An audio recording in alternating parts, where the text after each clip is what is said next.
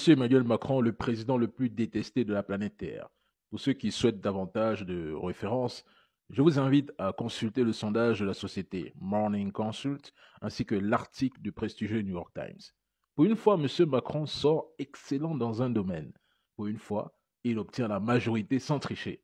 Le seul président au monde qui autorise les défilés néo-nazis en France tout en limitant les manifestations pro-palestiniennes. Déjà plus de 34 500 morts en passant.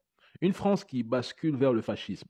Macron est redevable envers l'élite qu'il a placée au pouvoir. Il se moque du peuple. Il n'attend rien de vous. Il faut promouvoir et défendre le Frexit. Récupérer votre souveraineté. Plus rien n'appartient aux Français. Même vos médias sont financés par les Américains. Aucune décision ne vient de l'Élysée. Le règne de Macron est une catastrophe. Lui et sa clique ont fait de l'Europe une Europe mortelle, sans avenir, sans direction, une Europe agonisante, une Europe soumise et vassalisée à Washington. La France est entre chômage, récession, inflation, dette. Il a coulé l'économie de son pays en finançant des conflits et en remplissant les poches de ses potes. La France est entrée dans une période de déflation. Macron est le seul président co-belligérant en Ukraine. Le premier va en guerre. Il a toujours eu une proposition, mais avec zéro ressource nécessaire pour la concrétiser.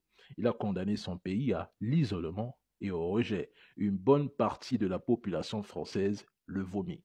Exprimer ses idées ne signifie pas que je déteste les Français. Au contraire, je soutiens même l'idée que les dirigeants français devraient prioriser les besoins de leur population plutôt que de s'engager dans des ingérences politiques. Les Français aspirent à une vie meilleure, tandis que de nombreux Africains souhaitent juste mettre fin au système France-Afrique.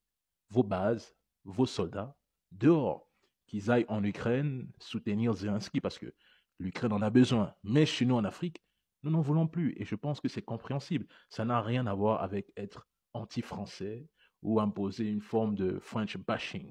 Non. Macron, occupe-toi de ton peuple et laisse les Africains s'émanciper, se développer. Le temps des leçons est passé et révolu. Nous ne sommes plus en 1960. Nous ne sommes plus dans une relation de maître à esclave, de vassal à suzerain. See you.